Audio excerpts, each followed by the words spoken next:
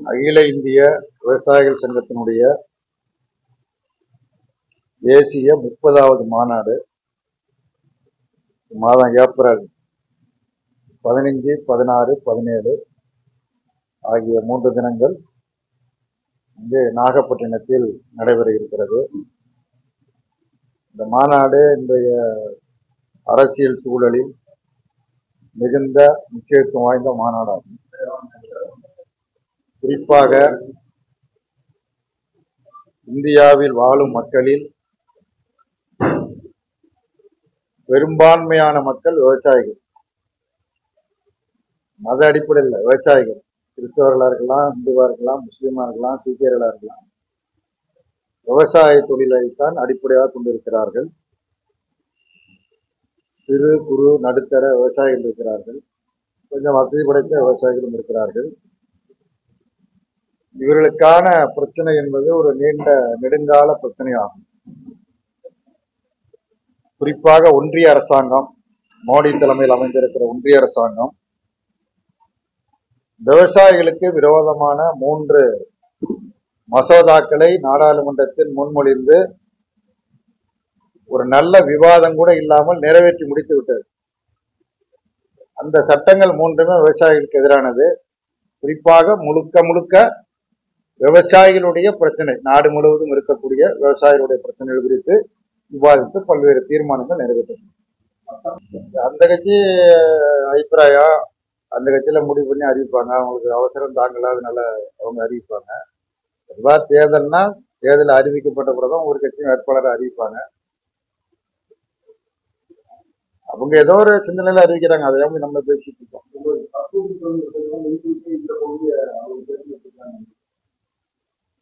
நீங்க நினைக்கிறீங்களா அது மாதிரி? எங்களுக்கு டப்பு, இவங்க எல்லாம் முடிய முடியாது.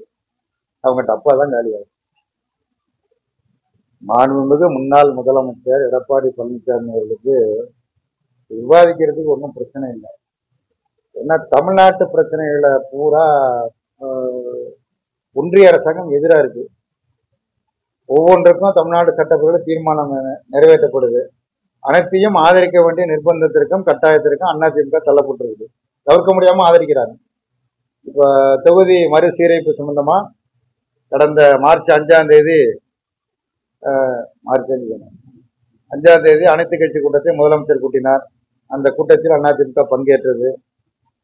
முதலமைச்சர் முன்மொழிந்த தீர்மானத்தை ஆதரித்து ஒருமனதாக நிறைவேற்றப்பட்டது. மும்மொழி திட்டத்தை ஏற்க மாட்டோம் என்று சட்டமன்றத்தில் தீர்மானம் கொண்டு வரப்படுகிறது. அதிமுக ஆதரித்து அந்த தீர்மானம் ஒருமனதாக நிறைவேற்றப்படுகிறது. அதே மாதிரி தமிழ்நாட்டிற்கு பேரடி நிதி கேட்டு தமிழ்நாடு சர்க்கார் கேட்டு தீர்மானங்கள் நிறைவேற்றி தொடர்ந்து வற்புறுத்துகிற பொழுது அதிமுகவும் அதை ஆதரிக்கிறது. இது எந்த ஒரு இன்னைக்கு நேற்று கவர்னர் மேல உச்சநீதிமன்றம் அளித்திருக்கக்கூடிய தீர்ப்பு மிகுந்த முக்கியத்துவம் வாய்ந்த தீர்ப்புகள். இது சட்டமன்றத்தில் எல்லா கட்சிகளிடம் ஆதரித்த அந்த தீர்மானத்தை வரவேற்று முதலமைச்சர் எடுத்த முயற்சியை பாராட்டி எல்லோரும் பேசுகிறார்கள். எல்லா கட்சிகளும் பேசுகிறது. அதிமுக காரர்கள் எந்த கருத்தும் அமைதியா இருக்காங்க. என்ன அவங்களுக்கு பிரச்சனை அப்படின்னா, ஒன்றிய அரசாங்கம் தமிழ்நாட்டிற்கு எதிராக பல நடவடிக்கைகளை தொடர்ந்து எடுக்கிற பொழுது, அது தமிழ்நாட்டில் இருக்கிற எல்லா கட்சியும் எதிர்த்து போராடுகிற பொழுது அதிமுக விதிங்கி நிற்கிறது. ஆதரிக்க வேண்டிய நிர்பந்தம் ஏற்படுகிறது. அதனால இதிலிருந்து திசை திருப்பதற்கு வேறு பிரச்சனைகளை சொல்லி அப்படி பண்ணலாமா அப்படின்னு முயற்சி பண்றாங்க. ஒரு இதுல கேரளத்துல போய் முல்லை பெரியார் அணை பிரச்சனையை தீர்ப்பேன், அல்லது இங்க மேகதாட்டு அணை பிரச்சனையை தீர்ப்பேன், அப்பதான் கூட்டணி வைப்பேன், அப்படிலாம் கூட்டணி தான் வைக்க முடியாது. எந்த கட்சியும் கூட்டணி வைக்க முடியாது. எந்த கட்சியாலையும் கூட்டணி அப்படிலாம் ஒன்றும் வைக்க முடியாது. அது என்னன்னா, இவங்களுக்கு இப்போ ஒரு நெருக்கடி ஆகிப்போச்சு. ஏன்னா அவங்க பாஜகவோடு சேருவதற்கான முயற்சி இவங்க எடுக்கிறாங்களோ இல்லையோ, பாரதிய ஜனதா கட்சி அந்த முயற்சி எடுக்கிறது. மிரட்டி பணி வைப்பதற்குள்ள எல்லா முயற்சிகளையும் பாஜக எடுக்கிறது. அந்த மிரட்டலுக்கு அடிபணிய வேண்டிய நெருக்கடிக்கு நிர்பந்தத்திற்கு எடப்பாடி ஆளாகி இருக்கிறார். அப்ப அதை சமாளிக்கணும். அப்ப இந்த பக்கம் எப்படி திமுக எப்படி வசமாறி போடலாங்கிறதுக்கு வாய்ப்புகள் இல்லை. அதனால இந்த கருத்தையெல்லாம் பேசிட்டு இருக்காரு. அவ்வளவுதான். திமுக மிரட்டல. திமுக எப்படி மிரட்ட முடியும்? சீமான திமுக மிரட்டினா திமுக அன்னைக்கு மேல மிரட்டணும். நீங்க சொல்றது பாஜக அன்னைக்கு போறாருங்கிறீங்க. மிரட்டியா ஒரு கட்சியை வந்து இன்னொரு கட்சியோட கூட்டணி சேர்ந்து மிரட்டுவாங்க?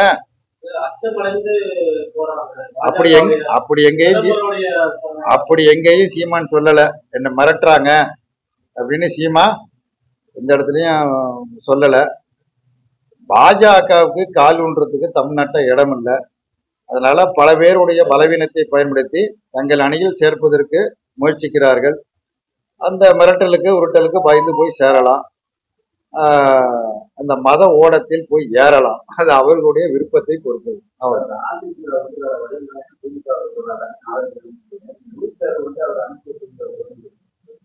ஆமா, அதுக்கு இப்ப வரமாட்டேங்கிறாரு. வரணும்ல. அனைத்து கட்சியும் இப்ப டெல்லி தான் அந்த இதை இது பண்ணணும். நீட் தேர்வை தமிழ்நாட்டுக்கு விதிவிலக்கு தான், ரத்து அல்ல. தமிழ்நாடு அரசாங்கம் தொடர்ந்து கோருவது, இந்தியாவுக்கு தொடர்ந்து கோருவது விதிவிலக்கு வேண்டும் தான் கேட்கிறோம். அந்த விதிவிலக்கு கொடுக்க மறுக்கிறாங்க. அண்மையில் கூட 2 மாணவிகள் இறந்து போயிட்டாங்க, விஷம் குடிச்சு தற்கொலை பண்ணிட்டாங்க. அண்மையில 2 பேரு.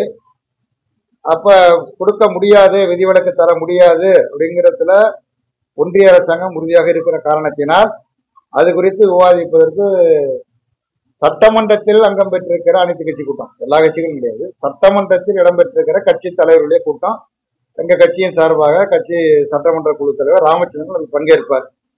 அதிமுக அதை ஏன் புறக்கணிக்கிறாங்கன்னு தெரியல.